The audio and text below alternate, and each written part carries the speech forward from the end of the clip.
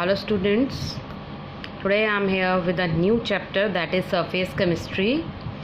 Surface chemistry is basically a branch of chemistry which deals with surface phenomena. Surface या interface भी यही है जो दो फेजेस को सेपरेट करता है। जैसे कि अगर मैं कहूँ एक बीकर है, इस बीकर के अंदर लिक्विड है, तो लिक्विड का जो ये सरफेस है, ये लिक्विड और गैस दोनों को सेपरेट करा, तो इसी को ही सरफेस कहेंगे, इसी को ही इंटरफेस कहेंगे। तो सरफेस या इंटरफेस पे फिनोमिना जो हो रहे हैं और उनसे जो डील करता है वो सरफेस केमिस्ट्री है। कोई भी फिनोमिना हो सकता है, जैसे कोरोजन हम कहते हैं सरफेस फिनोमिना है, एड्जॉर्प्शन सरफेस फिनोमिना है, क्रिस्टलाइजेशन सरफेस फिनोमिना है। जितने भी सरफेस फिनोमिना हैं उनसे जो डील करता है वो ब्रांच केमिस्ट्री की है, that is surface chemistry. So first topic of surface chemistry is adsorption. मैंने मेंशन किया है phenomena of attracting and retaining molecules on the surface. किसी भी टाइप के मॉलिक्यूल सरफेस की तरफ अट्रैक्ट होते हैं और फिर सरफेस में रिटेन हो जाते हैं, सरफेस के अंदर चले जाते हैं, तो हम उस फिनोमिना को कहेंगे adsorption. It is the phenomena of attracting. Firstly attraction होगी मॉलिक्यूल्स की सरफेस पर, जैसे यही सरफेस है, पहले इसकी तरफ अट्रैक्ट होंगे, फिर सरफेस के अंदर जाएंगे, रिटेन हो जाएंगे सरफेस में। तो इस फिनोमिना को हम बोलेंगे एड्जॉर्प्शन, जिसकी वजह से मॉलिक्यूल्स की कंसंट्रेशन सरफेस पर ज़्यादा हो जाएगी। अगर हम इसका बेसिक मैकेनिज़्म स्टडी करना चाहें तो किस तरह से होता है एड्जॉर्प्शन, तो मैंने दो मॉलिक्यूल्स कंसीडर किए हुए हैं इसमें। First one is in the bulk, bulk का मतलब जो अंदर है, और second one is on the surface. इन दोनों की सिचुएशन अगर आप देखिए तो it is different. The molecule present in the bulk will experience equal and opposite force. जितनी फोर्स यहाँ से अप्लाई हो रही है उतना ही मॉलिक्यूल इसे यहाँ से अट्रैक्ट कर रहे हैं। जितना मॉलिक्यूल इसे यहाँ से अट्रैक्ट करेंगे उतने ही इक्वल एंड अपोजिट अट्रैक्शन इसे यहाँ से होगी, तो नेट फोर्स इस पर रहेगी ज़ीरो। तो इसका मतलब ये कोई पर्टिकुलर किसी डायरेक्शन में मूव नहीं होगा। अगर हम सरफेस का मॉलिक्यूल देखें, सरफेस के मॉलिक्यूल पर अनबैलेंस्ड फोर्स है, इसे इधर से अट्रैक्शन फील है, इधर से इक्वल एंड अपोजिट है, इधर से फील हो रही है इसे अट्रैक्शन, क्योंकि लिक्विड मॉलिक्यूल इसे अट्रैक्ट करेंगे इधर साइड से और इधर साइड से। बट इस साइड से गैस फेज़ है, तो गैस फेज़ पर अट्रैक्शन जो है वो कम होगी, इसीलिए इस मॉलिक्यूल में अनबैलेंस्ड फोर्स है। इस अनबैलेंस्ड फोर्स की वजह से ये मॉलिक्यूल ट्राई करेगा जो इधर मॉलिक्यूल प्रेजेंट है उनको अट्रैक्ट करने की।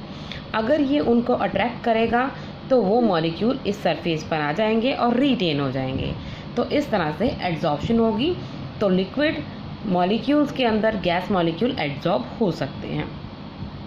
Now next basic terms, adsorbate and adsorbent. ये सिंपल सा डायग्राम है। एड्जॉर्बेंट जो भी सरफेस प्रोवाइड करता है वो एड्जॉर्बेंट होता है, और सरफेस पर जो भी मॉलिक्यूल अट्रैक्ट एंड रिटेन होते हैं, these are called as adsorbate molecules. A molecule which provides surface are called as adsorbent molecules, and the molecules get attract or retain on the surface are called as adsorbate molecules. Next is sorption. What is sorption? If adsorption and absorption both occur simultaneously, दोनों हो रहे हैं, तो उसे हम term देंगे sorption। हमेशा पहले एड्जॉर्प्शन होगी, पहले सरफेस पे आएंगे, सरफेस पे आने के बाद बल्क में आएंगे, और अगर बल्क में आना स्टार्ट हो गया है then it is termed as sorption also. Next is occlusion. Occlusion is the term used for adsorption of gases on the solid surface. If gas molecules are adsorbed on the solid surface, it is termed as occlusion. जैसे कि हमने hydrogenation में पढ़ा हुआ है कि catalyst is use as palladium, platinum और nickel. Hydrogen gas is use for hydrogenation. The hydrogen firstly adsorb on the surface of catalyst, then it will react with alkene और अल्काइन। तो कोई भी गैस अगर किसी सॉलिड सरफेस पर adsorb होती है उसे हम कहते हैं अक्लूजन। उस फिनोमिना को हम अक्लूजन बोलेंगे। Now next is positive and negative adsorption. Positive adsorption, जैसे कि अगर हम डेफिनेशन देखें कि if concentration of adsorbate is more on the surface then in bulk. Bulk क्या होगा? अंदर सारा जो मीडियम है उसे हम बल्क कहेंगे।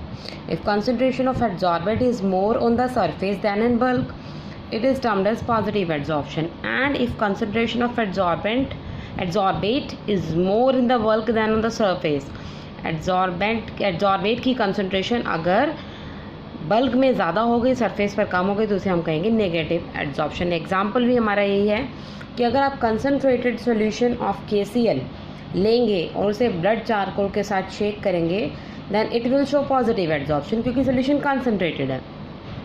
अगर आप डाइल्यूट सॉल्यूशन KCl का यूज़ करेंगे, then it will show negative adsorption. Next is difference between adsorption and absorption. Adsorption जैसे कि हमने अब तक पढ़ ही लिया है, इसके बेसिक से लेकर, it is a surface phenomena. Absorption is a bulk phenomena. Absorption में मॉलिक्यूल्स जो हैं वो बल्क में भी जाएंगे, but in absorption the molecule concentration of molecule is more at the surface. In absorption concentration of molecule is more in the bulk. अगर आप rate देखेंगे, absorption rate of absorption is more in the beginning. जब start होगा तब fast होता है, but धीरे धीरे स्लो हो जाता है क्योंकि सरफेस कवर हो जाता है. And absorption occur at constant rate. जब तक सारा बल्क फिल नहीं हो जाता तब तक ये चलता ही रहता है, तो इसका मतलब ये कांस्टेंट रेट पे चलेगा. और एब्जॉर्प्शन स्टार्ट में फास्ट होगा, then it will become slow. Now next is physical and chemical absorption. We will study these two by taking difference between these two. First is physical adsorption. Physical adsorption involve weak force between adsorbate और adsorbent. Physical forces होंगी बहुत weak force, जैसे हम कहते हैं van der Waals force. adsorbate और adsorbent के बीच में बहुत weak force होगी physical adsorption में. और chemical adsorption में there will be chemical bond formation between the adsorbate and adsorbent. Second is low और no activation energy needed. Activation energy हमें तब चाहिए होती है जब केमिकल बॉन्ड बनना होता है, बट इसमें कोई केमिकल बॉन्ड नहीं बनना, तो इसलिए हमें एक्टिवेशन एनर्जी नहीं चाहिए. इसमें हमें बहुत ज़्यादा अमाउंट में एक्टिवेशन एनर्जी चाहिए होती है क्योंकि there is bond formation between the adsorbate and adsorbent. Next is non specific in nature and it is specific in nature. ये स्पेसिफिक क्यों है? क्योंकि बॉन्ड बनने के लिए एड्सॉर्बेट और एड्सॉर्बेंट दोनों में स्पेसिफिसिटी होनी चाहिए. ऐसा नहीं होता कि कोई भी केमिकल किसी के साथ भी बॉन्ड बना सकता है या कोई भी दो कंपाउंड्स के बीच में केमिकल रिएक्शन हो ही हो, ऐसा नहीं होता. तो केमिकल रिएक्शन होने के लिए एड्सॉर्बेट और एड्सॉर्बेंट स्पेसिफिक होना चाहिए. इसमें सिर्फ van der Waals force involve है, तो it is considered as non specific in nature. Next is reversible in nature. क्योंकि van der Waals force involve है तो रिवर्सिबल होगा, मतलब एड्सॉर्बेट को हम एड्सॉर्बेंट से बहुत आसानी से अलग कर सकते हैं. Next is it is irreversible in nature क्योंकि the chemical bond will get form between adsorbate and adsorbent, और उस केमिकल बॉन्ड को तोड़ना बहुत मुश्किल हो जाता है. नेक्स्ट है physical adsorption involve multi molecular layer formation. Multi molecular layer का मतलब जैसे ये सरफेस है, सरफेस के ऊपर एक लेयर आ गई, उसके ऊपर दूसरी लेयर, फिर तीसरी लेयर. क्योंकि सरफेस के साथ वीक बॉन्डिंग है, इसकी भी हो सकती है, इस लेयर की भी हो सकती है, इस लेयर की भी. वीक फोर्स के साथ ये कनेक्ट होती जाएंगी लेयर.